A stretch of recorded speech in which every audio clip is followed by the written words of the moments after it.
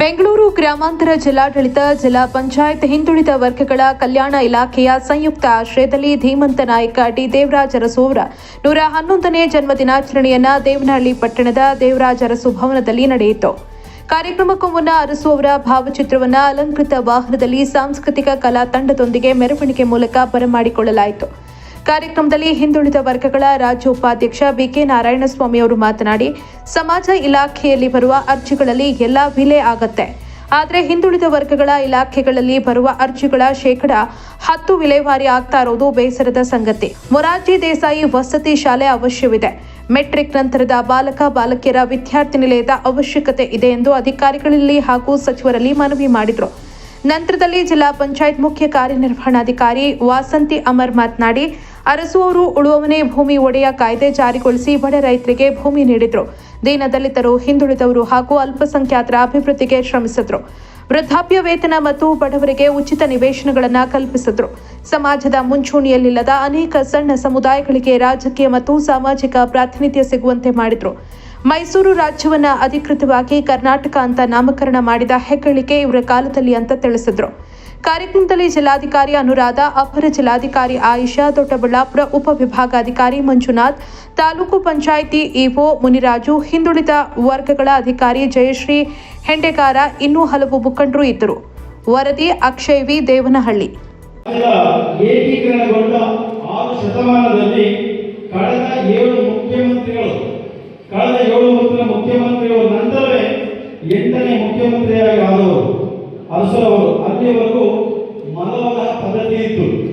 ಅಂಥವನ್ನ ತೆಗೆದು ಹಾಕಿದಂತರು ಅವರ ಈ ಒಂದು ಹೆಗ್ಗಳಿಕೆ ಇದೆ. ಜೊತೆಗೆ ಜೀತ ಮಾಡುವ ಪದ್ಧತಿ, ಅವರಿಗೆ ಭೂಗೊಡೆಯನ್ನು ಕೊಡುವಂಥ ಪದ್ಧತಿ ಕೂಡ ತಂದಿದ್ದಂಥವರು. ಈ ಒಂದು ಹಸುವಿನ ವೇದನೆ ಅನುಭವಿಸುತ್ತಿರುವ ರೈತನ ಬೆವರಿನ ವಾಸನೆ ಯಾರಿಗೂ ಗೊತ್ತಾಗಲಿಲ್ಲ. ಅಂತ ಸಂದರ್ಭದಲ್ಲಿ ಅರಸರು ಮನಗೊಂಡು ಆ ಒಂದು ವಿಚಾರವನ್ನ ತೆಗೆದುಹಾಕುವಂತ ವಿಚಾರವನ್ನು ಮಾಡಿದರು. ಹಾಗಾಗಿ ದೇವರಾಜ ಅರಸರು ದೀನದಲಿತ ಮತ್ತು ಹಿಂದುಳಿದ ವರ್ಗದವರಿಗೆ ಅವರ ನೋವು ಮತ್ತೆ ಸಂವೇದನೆ ಇದ್ದರಿಂದಲೇ ಈ ಮೇಲಿನ ಕೆಲವು ಅನಿಷ್ಟ ಪದ್ಧತಿಗಳನ್ನು ನಿಷೇಧ ಮಾಡಿದರು. ಒಳ್ಳೆಯ ಕಾನೂನನ್ನು ಜಾರಿಗೆ ತಂದರು.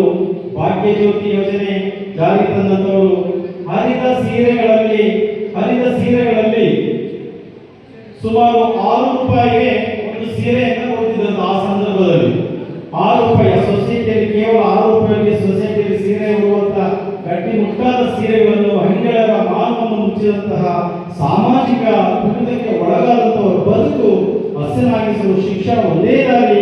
ಸಬಲೀಕರಣ ಆಗಬೇಕಂದ್ರೆ ಆರ್ಥಿಕ ಅಂಶ ಬಹಳ ಮುಖ್ಯ. ಹೀಗೆ ಸಾಮಾಜಿಕ ಹಾಗೂ ಆರ್ಥಿಕ ಬದಲಾವಣೆ ಅಧಿಕಾರ ತಮ್ಮನ್ನು ಗುರುತಿಸಿಕೊಳ್ಳಿ.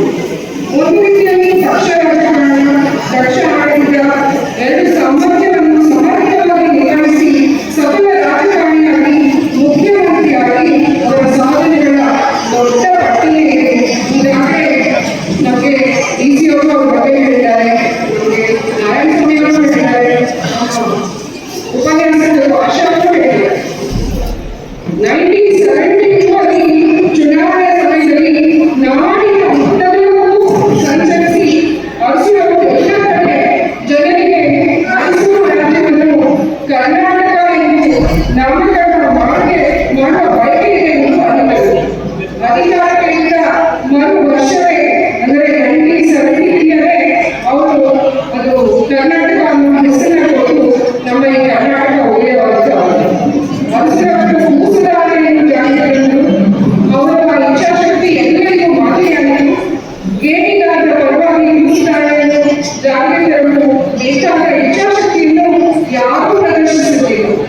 ಸ್ವಲ್ಪ ಮಟ್ಟಿಗೆ ನಮ್ಮ ಕೈಗಾರ ಮಂಜಪ್ಪ ಅವರು ಹೊರತುಪಡಿಸಿ ಇದರ ಬಗ್ಗೆ ಯಾರೂ ಗಮನ ಕೊಟ್ಟಿಲ್ಲ. 1974 ಏಪ್ರಿಲ್ 1 ಐತಿಹಾಸಿಕ ಕಾರ್ಯಕ್ರಮ ಆರಂಭವಾಯಿತು.